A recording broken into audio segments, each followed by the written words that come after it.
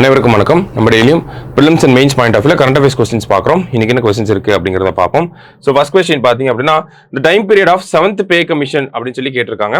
7வது ஊதிய குழுவின் காலம் எந்த ஆண்டில் முடிவடைகிறது அப்படின்னு பார்த்தோம்னா 2016 இருந்து 2026 வரைக்கும் இந்த 7வது நிதிக்குழுவோடைய பரிந்துரைகள் அப்படிங்கிறது இருக்கும். நிதிக்குழுவில் ஊதிய குழுவோடைய பரிந்துரைகள் அப்படிங்கிறது யார் தலைமையில் இருந்துச்சுன்னா ஜஸ்டிஸ் மாத்தூர் தலைமையில் தான் இருந்துச்சு. சரிங்களா? ஸோ இப்போ 8th finance commission 8th pay commission அப்படிங்கிறது போட போறாங்க. அதற்கான அறிவிப்பு அப்படிங்கிறது வெளியாயிருக்கு.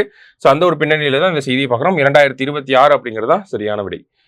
அடுத்ததா பார்த்தீங்க அப்படின்னா, who will be the chief guest of 76th Republic Day? 76வது குடியரசு தின விழாவினுடைய சிறப்பு விருந்தினராக யார் வரப்போறாங்க அப்படின்னா, இந்தோனேஷியாவோட பிரசிடென்ட் பிரபாவோ சுபியாண்டோ அவர்கள் தான் வரப்போறாரு. எந்த நாடு அப்படின்னு பார்த்தோம்னா இந்தோனேஷியாவை சேர்ந்தவர். சரிங்களா?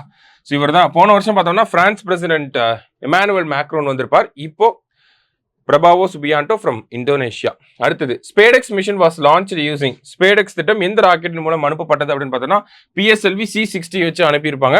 டிசம்பர் 30, 2024 அன்று அனுப்பியிருக்காங்க. ஸோ ஸ்பேடெக்ஸ்ல பார்த்தோம்னா சேசர் அண்ட் டார்கெட் ரெண்டுமே டாக் பண்றது, விண்வெளியில இணையறது தான் இந்த ஸ்பேடெக்ஸ் மிஷன். அது சக்சஸ்ஃபுல்லா இஸ்ரோ பண்ணி முடிச்சிருக்காங்க. இந்த ஸ்பேடெக்ஸ் நிகழ்த்தி காட்டின இந்த டாக்கிங் அப்படிங்கிறத நிகழ்த்து காட்டின 4வது நாடாக ரஷ்யா, அமெரிக்கா, சைனாவுக்கு பிறகு 4வது நாடா இந்தியா இருக்காங்க. சரியா? அடுத்ததா பாத்தீங்க அப்படின்னா, which spice is called the golden spice அப்படின்னு கேட்டிருக்காங்க. தங்க மசாலா என்று அழைக்கப்படும் மசாலா எது அப்படின்னு பார்த்தோம்னா டர்மரிக். ஓகேங்களா? அதாவது மஞ்சளை தான் நம்ம கோல்டன் ஸ்பைஸ் அப்படின்னு சொல்றோம். தெரிஞ்சு வச்சுக்கோங்க. ஏன்னா நமக்கு அடுத்த கொஸ்டினும் இதோட ரிலேட் ஆகி வரும். சரிங்களா? Where is the headquarters of newly established turmeric board of India? புதிதாக நிறுவப்பட்ட இந்திய மஞ்சள் வாரியத்தின் தலைமையகம் எங்கே உள்ளது அப்படின்னு சொல்லி கேட்டிருக்காங்க. ஸோ இதனுடைய தலைமையகம் பொறுத்த வரைக்கும் பார்த்தோம்னா நமக்கு எங்க இருக்கு அப்படிங்கிறதா கேள்வியா கேட்டிருக்காங்க.